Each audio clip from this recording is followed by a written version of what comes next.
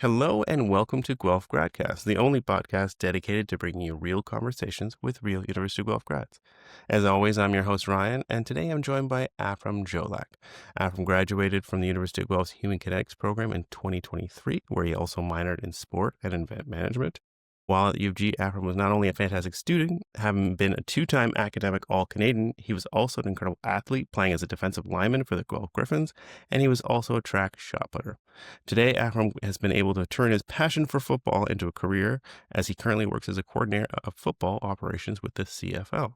Welcome to the podcast, Afram. How are you?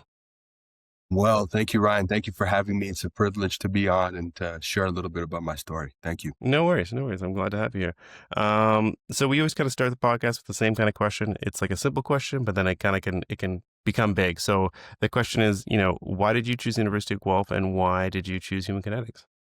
That's a great question. I thought about that a lot when you asked me prior to meeting here today. I think the first thing that jumps out was, as a football player, naturally, you get an opportunity to visit a lot of schools. If you're a decent football player in Canada, it's a privilege. You get to be asked by multiple schools to come out and visit their campus and see what everything is all about. And so as I was preparing to take, the next step in my career as a young football player, I was very fortunate to get reached out by the University of Guelph to see if I'd be willing to come and be a part of their team. And I remember visiting the campus, and it was just absolutely gorgeous. The atmosphere and how intimate the setting was. And what I mean by that was it was very traversable. You Mm, go from UC, which is a main hub, and then the athletic center is, 2-minute walk maybe. And then, the pavilion for football is another 5 to 6 minute walk. Everything felt so intimate. And I remember just bumping into so many people that were so kind, what felt for like no reason. I remember turning to my friend who we were on the trip together. I was like, did they set this up? Like, everyone is so nice. Everyone is willing to talk. I'm like, this is a little sketchy almost. But in fact, it was just the people here were just super kind, super supportive. And, when I visited the campus, I said, this is somewhere I'd like to be. And I remember taking a tour into the biology building because I had made it known to the recruiter at the time that I would love to pursue a career in medicine. I was inspired by a football player by the name of Laurent Duvernay-Tardif, who played football at McGill and then had the opportunity to go play pro with the Kansas City Chiefs. And then in COVID, retired and was able to do a full-time medical work. He was actually playing football and studying medicine at the same time. And it was incredible. And so that's the journey I wanted to kind of emulate for myself. I appreciated medicine and how helpful it is to society and how important it is. And I wanted to pursue that. And so when they talked about human kinetics and they brought forward this course on human anatomy and dissection specifically, I was like, yep, this is it. This is perfect. This is where I want to be. It's going to fast track me into medicine, and I get a chance to play with a very good football program, very good facilities, very good support systems. nice. Long-winded response to your question, but No, no. that's I fell in love with the University of Guelph initially. And then kind of when you got started and kind of started your first semester and started, going through the program, was it kind of what you expected, or was there some surprises there once you started? Great question. Definitely some surprises, honestly, Ryan. The first one being that I didn't realize at the time, I didn't appreciate this as much as I do now, but there was a lot of overlap with other science and STEM programs. I believe STEM. For example, every science program would have to take a certain amount of biology courses, basic biology courses. Biology 1080, I believe, was one of them, and Biology 1070 was another. So you take a lot of overlapping courses in your first and second year. Before, in your third year is where I felt like, okay, this is the stuff that I was really interested in doing, i.e. dissection, biomechanics, things that revolve around the human body. And so that did take me by surprise. And at the time, like I mentioned, I didn't really like that. But as I grew older in my program, I began to really appreciate it because it does give you the flexibility to see other programs in the science field that you may have not thought about when you're 18, 19 and you're trying to find your way. But, you get that opportunity to see other programs and go, okay, this is what marine biology may be a little bit about, because we spoke a very, very little bit about marine biology, but it was still there. And so you're like, oh, okay, this is interesting. Okay, I'll take that in, and maybe if I so choose to switch a program, it's an easier switch. So that was the biggest surprise for me in my first year, I would say. And obviously just the workload. I mean, it was a grind to, you're doing football in the fall. You still have a full course load. You're trying to navigate learning and how to learn at the university level, because there's so much that's being thrown at you in such a short period of time. But as I mentioned to you before, Ryan, just the support systems here at the University of Guelph was incredible and helped me navigate that. And did you find, like, obviously the workload is a lot, but did you find that, like, kind of your football life and then your academic life, did they kind of complement each other in any way? Like what you're learning in your Kinetics program and then being on the field in football and kind of dealing with adversity and bringing that into the classroom? It's actually a great question. When you first mentioned that, my first thought was, yeah, I mean, being in human kinetics, you get hurt in football, and you're like, I sprained my this because I learned about this muscle, and this muscle is connected to this, and this is why I'm feeling this way. But I would say when you talk about that work ethic, definitely translate. In football, you have to work hard, but sometimes working hard is not enough. You've got to be able to find an edge, whether it's through your character or through, being able to stay a little bit later and do a little bit more work, or just, you know, really immerse yourself with things that maybe are beyond your scope. What do I mean by that? Well, maybe as a football player, you're sticking close with the offensive line. As a defensive lineman, maybe you're staying with the offensive line coach and try to see what kind of techniques they're practicing so that you could learn to beat those. And it rubs off a lot in the university world as well. Academics. I mean, it was tough. It was a grind, as I mentioned, but being able to have to go through and do a bunch of different courses at once and communicate with teachers, like, it sets you up with, uh, you have to be able to organize your time. It sets you up with the ability to time manage, organize, be able to man, tough word. Compartmentalize. There we go. We There got you it. go. We That's the made it. word. We overcame. We overcame. Thank you. Thank we, you for we saving these. all good.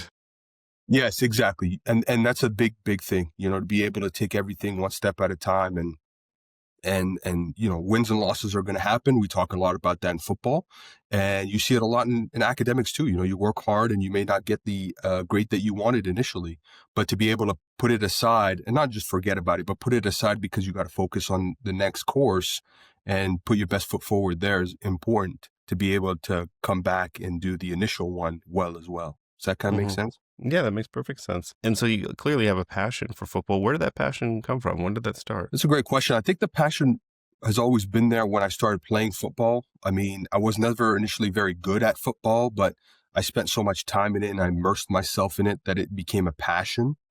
And honestly, it was sparked even more when, by the time I got to my third year, I had played a grand total of 0 snaps on the field. I spent so much time um, on the IR, if you will. I was injured a bunch, and I tore my ACL twice, and I tried to fight through that and get back onto the field. And it was hard. It was very, very tough to not be able to immerse yourself in your passion.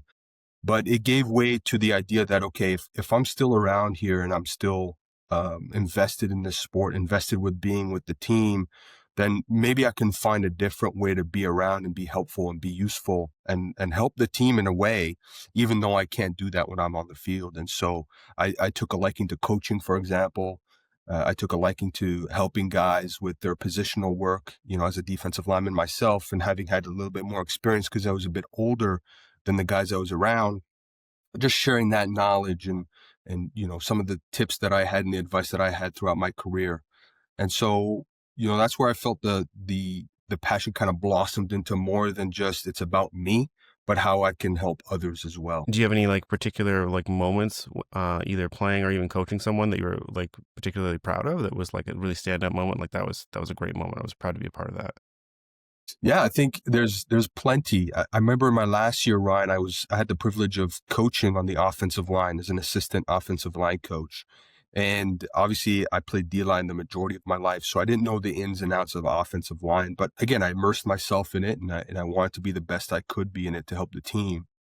And it was just that moment of that mentorship with the offensive line coach teaching me something and then me being able to share that with a young guy on what we call a scout team. So the scout team in football, for those who don't know, are individuals that work just as hard as the starters do, but they don't play. They when game day comes in, they're reservists essentially. They won't have a chance to play that game, but they're very, very crucial because they run the opponent's offense. So if your scout team is really good, then your first team, your starters are really, really good. And so we always want to give them a good look. And seeing these young people who are motivated to want to go out there and perform scout team at the highest level and be willing to listen from me, an assistant offensive line coach, was awesome. And so the moment that I'm referring to is just being able to teach this young person some blocking techniques and him implementing it and seeing it work against really tough competition, which is our first team defense. And it worked out for him, and he was excited. He was happy. Like, it sunk in. It was an aha moment where it's like, okay, if I keep doing this and doing this at the high level, I can hopefully one day have the opportunity to be a starter on this team as well. Yeah, it's really cool. I find teaching is such an interesting thing. I don't know about you, but sometimes when you first get tasked with it, you're like, what do I know? Who's going to want to listen to me? And then it comes out, like, you get these like instinctual kind of moments and you know what to do and you know what to say. And it's kind of so reassuring to know that you have that knowledge and then the added benefit of seeing the person succeed is like, it does work. I do know a few things. I do know what I'm talking about. Yeah. Um, Well said. and yeah. Go ahead. And being a Griffin, what does that mean to you? You know, wearing those colors and supporting that team, because it's a cool mascot, but do you think is it more than that? Yeah, I mean, for me, what it means to be a Griffin is really going to be what I learned in football. You know, the football team had a big impact on me, and obviously determination, resilience. Those are some kind of the buzzwords that I feel, but it's really a lot about character, and it stems down a lot from our coaches, like Coach Saria, for example, Coach DC, and a very big supporter of our program, Mr. Stu Lang. Really talks about character and the importance of character and quote unquote winning the right way, i.e., you win with class. And so that's what to me it means to be a Griffin, to be resilient, to have high character, and to do things quote unquote the right way, and not to just shortchange people or cut corners. And so that's what to me it means to be a Griffin, and that's what I've been able to take in my day to day when I'm proudly saying I'm a Griffin. Yeah. No, I like that win with class. I like that idea because it's not just win. You want people to respect how you won. Exactly. And then so you also added a minor when you were in school, but you kind of came to that a bit later. You added the sport and event management. What was your kind of thought process in wanting to pursue that as well? And then what was that like when you added a minor on top of your major and playing football and all that? Great question. Great question. This is the part of the story that I enjoy sharing the most because there's so many things that happen that we are not privy to because you're just so focused on the day to day in your life, which is understandable. And why I tell people all the time, like, be curious and search, ask questions. For me, I had no clue as a person who played football for so long. Obviously, you know about coaching and positional coaching and being a player, but you're so hard set on being a professional athlete. My dream was to play in the Canadian Football League and to be a professional athlete. You're so set on that you don't really take an interest maybe. And I'm saying I should talk about myself. I didn't take an interest in things outside of being a football player or a coach. And so when COVID hit and you had so much time on your hands because the team wasn't practicing and unfortunately our season was canceled, well, here I have so much time on my head to kind of search more about my passion, i.e. football. And I remember Hard Knocks was the big thing. Hard Knocks is a documentary on HBO that walks through what it's like to be a part of an NFL team. So they go through training camp and they show you cutting of players and things of that nature. But Hard Knocks was kind of the first conscientious moment that I have where I was like, oh, there's more to football than just being a player and a coach. Interesting. Let me search about that. And that's when I ran into things like scouting and being a general manager and being a president, the business side, the marketing side. And I'm like, oh my goodness, where did all these sides come from? Like, I just thought it was you play football and that's it. And then obviously communications and presentation on TV. And so I took an interest to that and I started to research that a bit more. And I was like, man, I would love to learn more about this subject. And I remembered in my second year that there were talks about the University of Guelph adding a sports management program. And so I searched it up, and sure enough, it was in its infancy, but there was opportunity to take a minor. And so I ran and took that as quickly as I could. And it paid off dividends. It was incredible.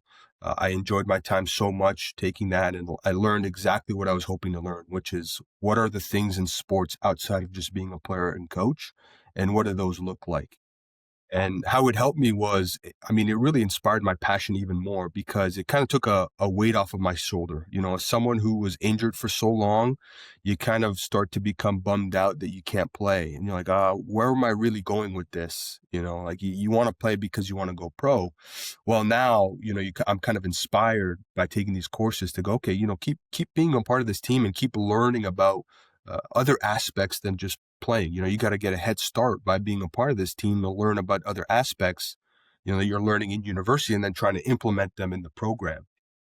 And I also found that the sports management program kind of reignited my passion for human kinetics, you know, because Mm, like I mentioned to you, for the first 2 years, you're not really doing a lot of human kinetics necessarily.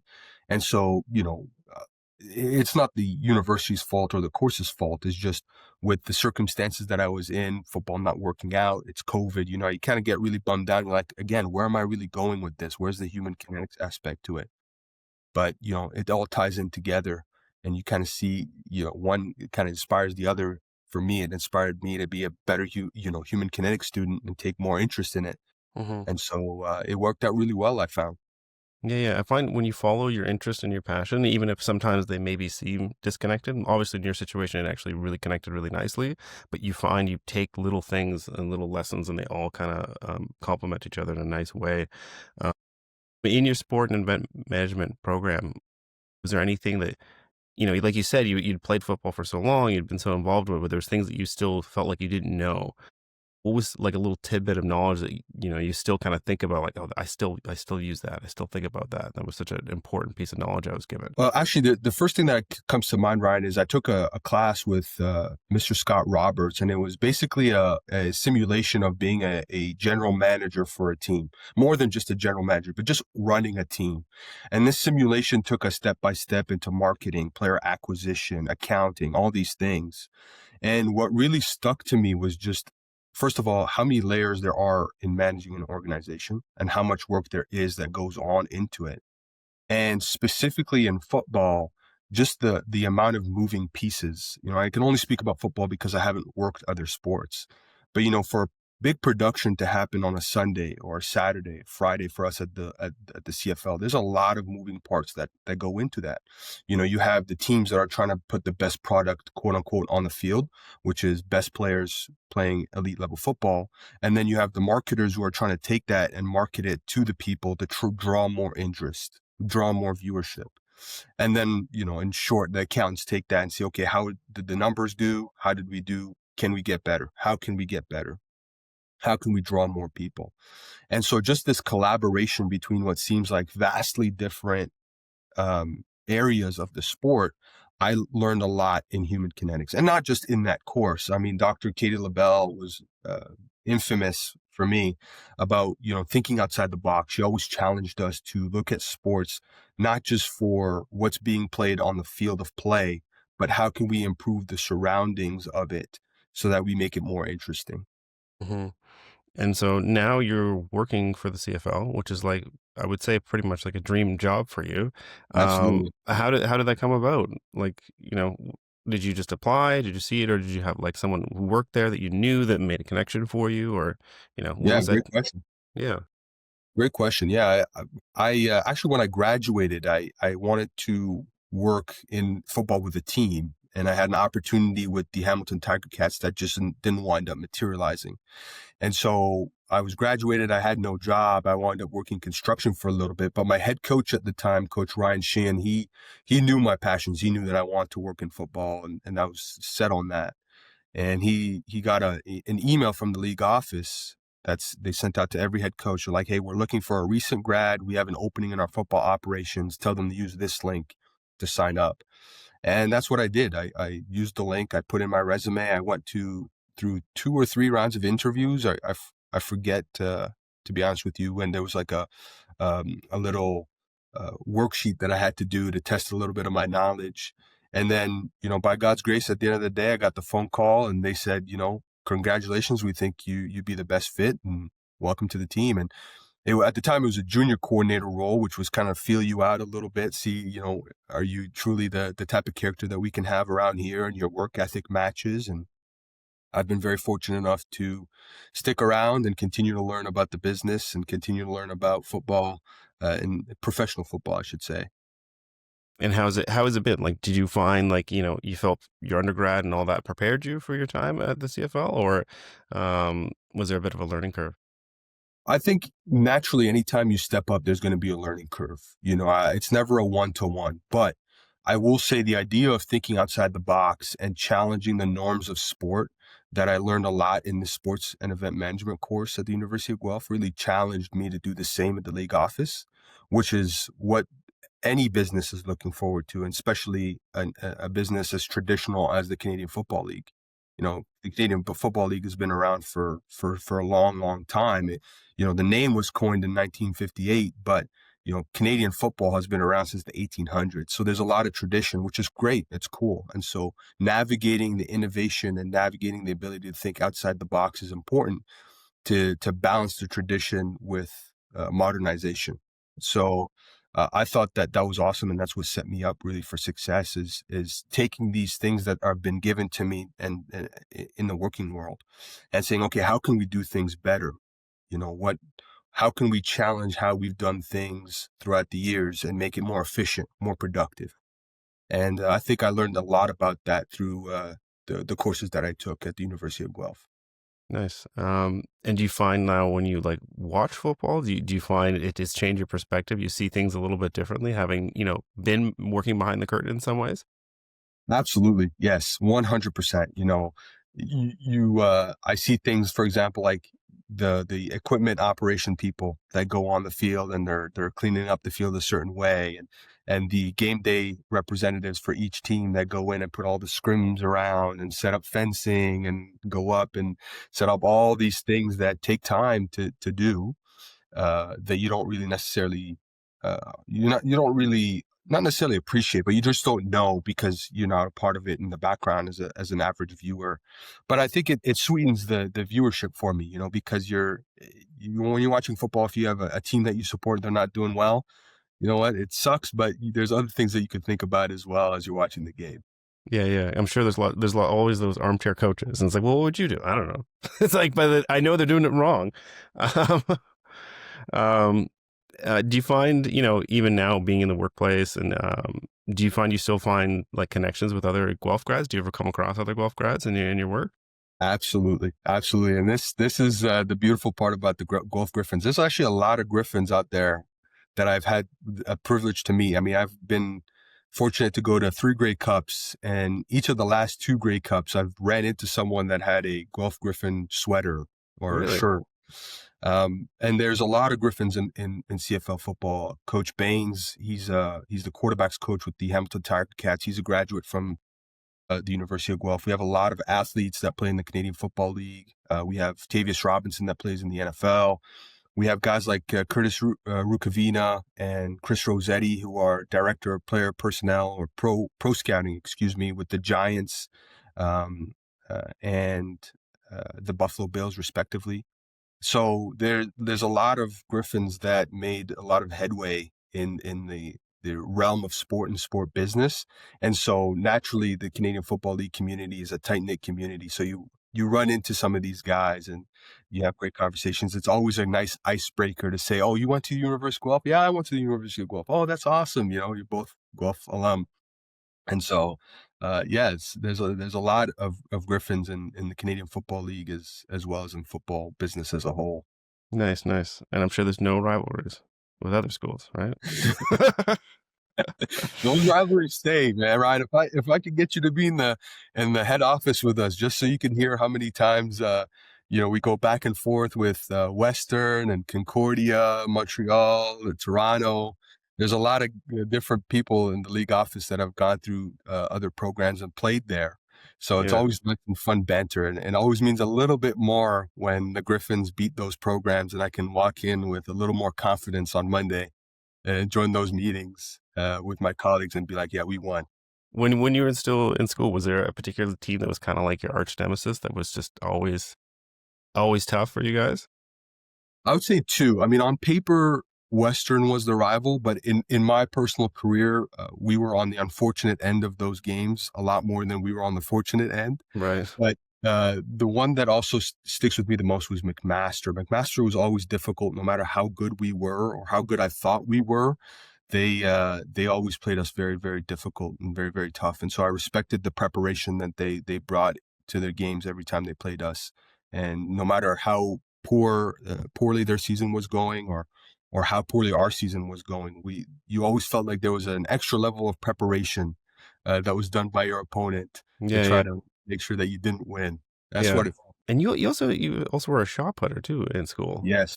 Yes, So sir. was that something you had done prior, or was it just you saw an opportunity and decided to give it a try? I actually threw shot put in high school. I started throwing in grade 9, and then I did a little bit of it 10, 11, 12. But I kind of stopped because at that point in my career, I wasn't a very good shot putter in full transparency. You know, I wasn't going to the Olympics anytime soon. And I just really love football. Like, football was my main passion. So I said, this is what I'm going to pursue. If I want to go professional, I got to spend time training and doing all that Hmm. stuff. But when football wasn't really working out for me at the university, being injured so much, I still wanted to have that opportunity to compete. You know, it's a privilege to be at university, to compete, to travel, to have that competition that you may not necessarily get when you graduate. And so I was very fortunate to walk on the track and field team that gave me an opportunity to throw. I was half decent. They needed throwers, so they're like, "We'll take you on." And my coach at the time, Coach Meg Buckland, she was fantastic, one of the best coaches I've ever had. And she spent countless hours trying to get me up to the university level of throwing. And I mean, near the end of my career, I was definitely a lot better than when I first started. No, Hmm. no question about it. But she also appreciated the fact that, I wasn't necessarily there to be the next Canadian shot putter, because I would never have been the next Canadian shot putter. But that I was trying to fulfill my desire to compete, fulfill my desire to get better, to have a goal to achieve athletically. Hmm. um, and it made me fall in love with football even more, because it Hmm. was like taking a break from what was going on in football, focusing on track, made me a better football player. And then vice versa. In the fall, when I was focusing on football and I was away from track, it made me fall in love with track even more and become a better track player, a better Hmm. shot Yeah, yeah. Well, I imagine too, like it gives you just a better understanding of your body in a way, right? Like, one, it's different on the field, but then also understanding how to chain those movements together to throw it. Because I think some people might think it's just power, but it's your whole body, and it's all getting all those movements in the correct succession to get to connect it all. Um, and then, you've been away from the school for a little while now. Is there any spot or any place or anything outside of academics, outside of sports that you still kind of miss about the University of Guelph? I would say I definitely miss the football pavilion, miss seeing the guys. You walk into the pavilion and you got bunch of 100 people smiling at you, telling jokes. You miss that. I miss that a lot. I miss the library. Having that quiet place that you can go to just to take a step back from the chaos that could be life sometimes. I missed the athletic center. I mean, the athletic center was such a good spot to be able to play basketball and then run up to the gym and then come back down and do a little bit of squash if you wanted to, and then run across and do some more volleyball. Just to be able to do so many things and then run upstairs into the lounge area and sit down and do your study because you just burned all that energy and now you can focus. So, there's definitely a lot of I really enjoyed the facilities that are at Guelph, and just how open they were to receiving you, and just being able to access them at different times. Hmm. Well, I know you're a busy guy, so I don't want to keep you too much longer. But before we kind of sign off, is there anything we didn't speak to that you want to at least get out there, or like one last piece of advice you'd want to leave our audience with? Yeah, I'd say the last piece of advice that I'd have, Ryan, for everyone is, like I said, just challenge yourself a little bit. Take some steps that might be risky. If you're an engineer and you obviously have the time, even if it's a little bit, try to challenge yourself and take something like business if it's not something that you're privy to, or sports management, because those are the opportunities that you don't really get in the working world sometimes, because you get so focused on your career and your career has a certain path that you kind of get tunnel vision in what you're doing. But at university, you have the opportunity and privilege, I would say, to be able to speak to professors that are in different uh, courses or teaching different things that you may have an interest to. And so, challenge yourself, take steps. In my experience, a lot of the professors I was fortunate in meeting were very open and very helpful, wanted to speak about, their passions and what they teach and why they teach what they teach. And so it challenged me to want to learn more about different topics so that I can narrow down what I really like and what I don't like to better prepare me for the real world. No, it's really important. It's the university is a great time to just try stuff. You're in school. Worst, you don't like it. You don't take that course again, right? Exactly. Well, I want to thank you so much for taking the time to talk with me to share kind of your story and your experience at the University of Guelph with our audience. If you like what you heard, please like and subscribe to wherever you get your podcasts. For the latest updates, be sure to follow us on all our socials. And for more info, you can always visit youatguelph.ca. I'll put all the links in the show notes. Our theme of the show, our theme music is by Paige Rutledge, who's also a Guelph grad. And we'll be back next time with another interview with another amazing Guelph grad. So thank you so much for listening. Bye. Thank you.